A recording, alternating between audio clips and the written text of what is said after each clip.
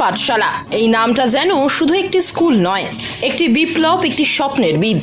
এই পাঠশালার নেই বিল্ডিং, নেই চকচকে বেঞ্চ বা দামি পাঠ্য বই, কখনো স্কুল ঘরের কোণে, আবার কখনো খোলা আকাশের নিচে একটি বস্তা বা চটের উপরে বসে পড়াশোনায় ডুবে থাকা ছোট ছোট শিশুর দল। অথচ ওদের চোখে ঠিকরে পড়ে এক অনন্য আগ্রহ, এক অন্যরকম আলো। এই স্কুলে পড়াশোনার খরচ মাত্র 1 টাকা। তবে এই পাঠশালার লক্ষ্য শুধু পড়ানো নয়, গড়ে তোলা এমন এক প্রজন্ম যারা জানবে স্বপ্নের কোনো দাম হয় না যদি পাশে থাকে একজন মানুষ যিনি নিজেকে বলেন 1 টাকার শিক্ষক। তিনি হলেন শ্রীকান্ত বধুক। পশ্চিম মেদিনীপুরের একটি ছোট্ট গ্রামের কুঁড়ে ঘর থেকে জন্ম নেওয়া এক অকুতভয় যোদ্ধা।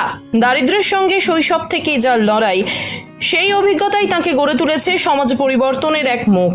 আর সেই লড়াইয়ের ফলে এই ব্যতিক্রমী 1 টাকার পাঠশালা। এই স্কুল শুধুই পড়াশোনার জায়গা নয়, এখানে শেখানো হয় নাচ, গান, ক্যারাটে, যাতে শিশুরা মেধার পাশাপাশি সাহস, আত্মবিশ্বাস ও মানবিকতা নিয়ে বেড়ে উঠতে পারে। শুরুটা ছোট হলেও আজ এই পাঠশালা আলো জ্বালাচ্ছে 410 জন শিশুর জীবনে।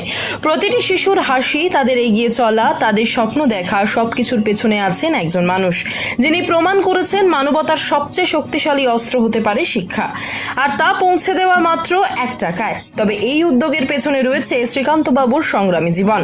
তিনি কি বলছেন শুনে নেব।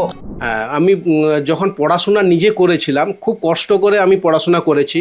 প্রায় পায়ে হেঁটে আমি প্রায় 8 কিলোমিটার পর্যন্ত আমি হেঁটে গেছি। কিন্তু আমার চোখের সামনে আমি অনেক মানুষকে দেখেছি, ছোট ছোট বাচ্চা 12-13 বছর বয়স চায়ের দোকানে কাজ করছে, পড়াশোনা করতে পারছে না।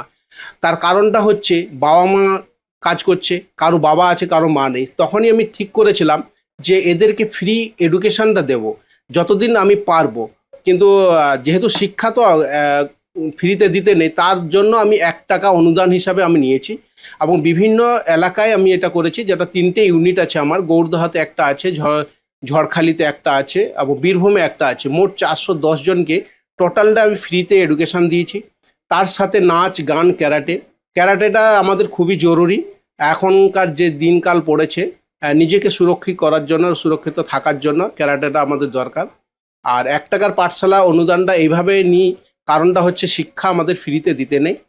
কিছু মানুষ আছে যারা অর্থের অভাবে পড়াশোনা করতে পারছে না, স্কুল যেতে পারছে না, তাদেরকে আমরা শিক্ষার আলোয় আলোকিত করার চেষ্টা করছি বিন্দুমাত্রা।